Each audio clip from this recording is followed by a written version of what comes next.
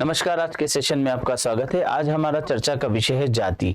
जाति जिसको हम कहते हैं कास्ट। जाति क्या है? तो सबसे पहले जाति एक बंद स्तरीकरण का स्वरूप है।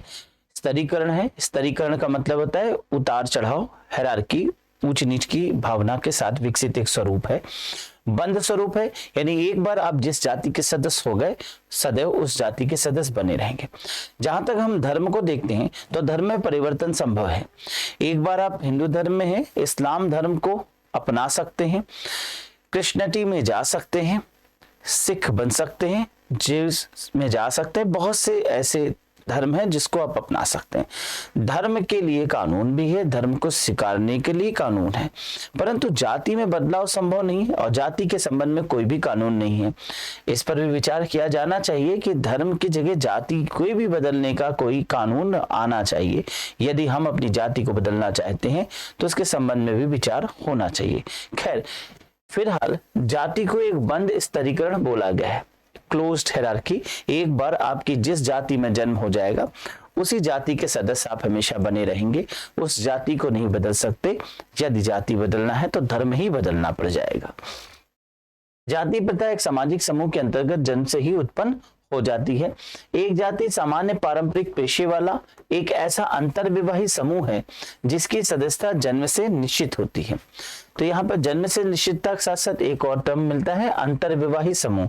अपने ही समूह के अंतर्गत विवाह करने की एक आवश्यकता या मजबूरी जिसके तहत समाज में जाति का उद्भव हुआ होगा, जिसके सदस्य सामाजिक खान पान, व्यवहार, सामाजिक धार्मिक आदि मामलों में कुछ निश्चित प्रतिबंधों का पालन करते हैं। किन्हीं न किन्हीं प्रकार का कोई प्रतिबंधित स्वरूप होगा और उसके अनुरूप कार्य करना जाति की अनिवार्य आवश्यकता कही जाएगी।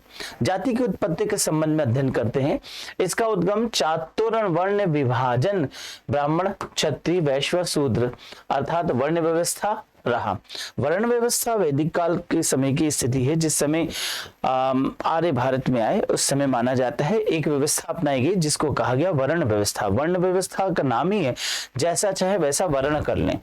तो आज के आधुनिक जाति स्वरूप में आप जिस जाति में जन्म ले हैं उसी जाति में रहेंगे, परंतु इससे भी प्राचीन काल में चले तो जाति नहीं थी, वहां जो जिस योग था उसका वो वर्ण कर सकता है, उस कार्य का वर्ण करे। तो एज यदि समाज में जो जिस योग था उसने उसका वर्ण कर लिया। जैसे हम किसी पिकनिक पे स्पॉट पे जाते हैं तो जो जिस योग है वो कार्य कर लेता है। एक व्यक्ति कहता है चलो भाई हम चादर बिछा लेते हैं, ये कहता है रुको रुको पहले हम सफाई कर ले, बेहतर रूप से हम सफाई कर सकते हैं। ये कहता है ऐसा चलो ठीक है हम कुछ ईटेबल्स खिलाने की व्यवस्था कर रहे हैं, अच्छा हम पानी ले आते हैं, हम यहाँ खड़े हैं देख रहे हैं सामान को, आप ये काम कर लो। तो इस तरह से आपस में लोग सामंजस्य बनाते हैं।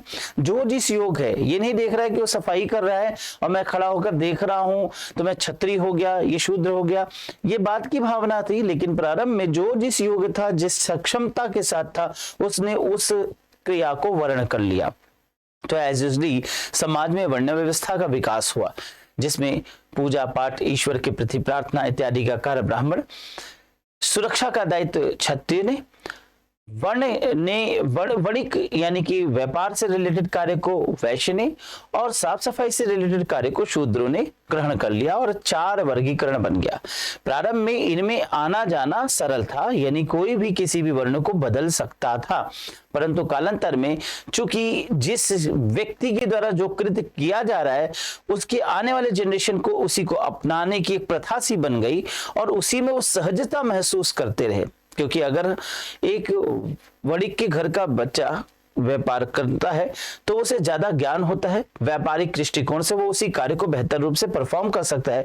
क्योंकि जन्म से लेकर के वृद्ध होते होते तक में, विकास होते की सभी प्रक्रिया में उसने अपने घर में व्यापार को देखा, पिता के द्वारा ज्ञात कृत्य से काफी अनुभव प्राप्त कर लेता है। इसी प्रकार से पुरोहित के घर से लड़का पुरोहित बनना और इसी प्रकार से क्षत्रिय से क्षत्रिय, और इस प्रकार से ये चूंकि प्रथा बन गई और आगे बनकर ये जड़ता का स्वरूप ले ली और फिर यह निर्धारित हो गया कि आप जिस जाति के हैं उसी जाति के अनुरूप कार्य करेंगे, अब इस कार्य को नहीं बदला जाएगा। तो प्रारंभ में ये वर्ण व्यवस्था के साथ जाति का विकास हुआ था।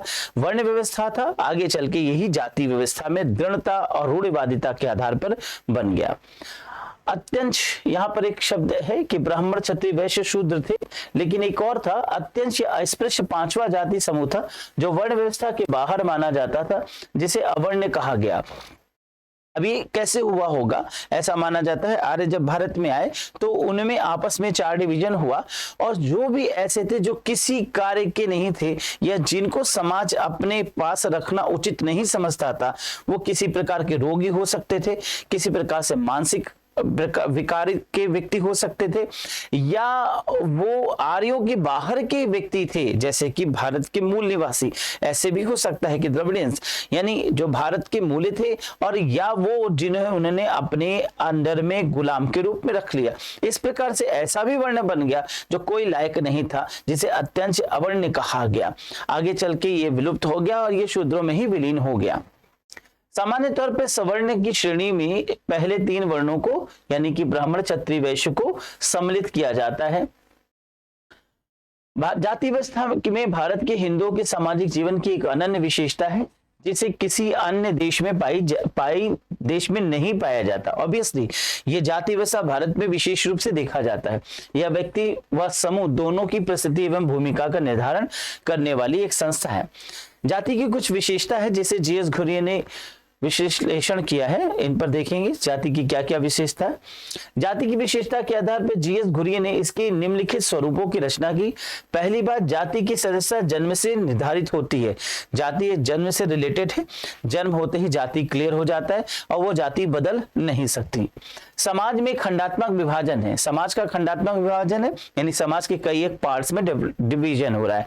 जैसे जाति ब्राह्मण क्षत्रिय शूद्र वैश्य इस 4 वर्गों में बांटा जा रहा है, और फिर इसमें और भी देखा जाए तो उपखंड बन जाता है। तो जाति क्या हो रहा है, खंडात्मक विभाजन है। जाति व्यवस्था में उच्चता निम्नता का क्रम पाया जाता है। ब्राह्मण श्रेष्ठ हैं, उसके बाद क्षत्रिय हैं, फिर उसके बाद वैश्य हैं, उसके बाद शूद्र है। ये उच्चता निम्नता का क्रम है। प्रत्येक जाति अंतर्विवाहित समूह है। ऑब्वियसली यह बात हमारे समाज में दृढ़ है, रूढ़ है कि जिस जाति के हैं उसी जाति में ही विवाह करेंगे।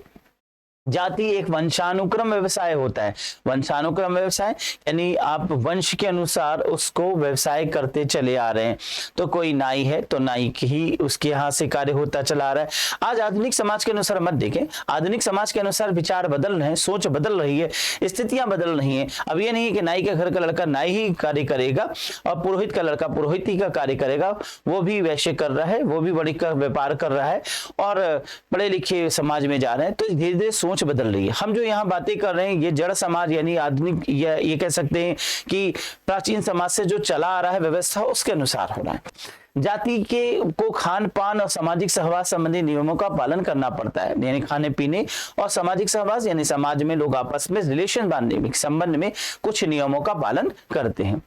आगे कुछ पॉइंट्स जैसे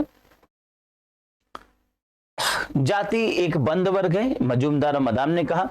जाति एक वर्ग पूर्णता आनुवंशिकता पर आधारित होता है तो हम उसे जाति कहते हैं। जब एक वर्ग पूर्णता आनुवंशिकता पर आधारित होता है तो हम उसे जाति कहते हैं। कूलेर के स्टेटमेंट है। इसकी सदस्यता आजीवन होती है, जाति में परिवर्तन संभव नहीं है। यहाँ पे एक स्टेटमेंट है काका कालेलकर का। जातिवाद एक ऐसी उच्च अंध सर्वोच्च समूह भक्ति है जो न्याय, औचित्य, समानता तथा विश्व बंधुत्व जैसे स्वस्थ सामाजिक मानकों की उपेक्षा करता है। काका कालेलकर यानी इसमें विश्व बंधुत्व, इक्वलिटी, भाईचारा जैसी भावनाओं को कमजोर किया जाता है और यहाँ पर एक अन्यायी यानी कहा जाए कि विभेदीकरण की नीति देखने को मिलती है। ये मैंने आपको आज जाति के संबंध में कुछ विश्लेषण किया। जल्दी फिर और भी कुछ नए वीडियोस के साथ रिलेटेड एजुकेशनल टॉपिक्स के साथ मुलाकात करेंगे। तब तक अपना ध्यान रखें। धन्यवाद, नमस्कार।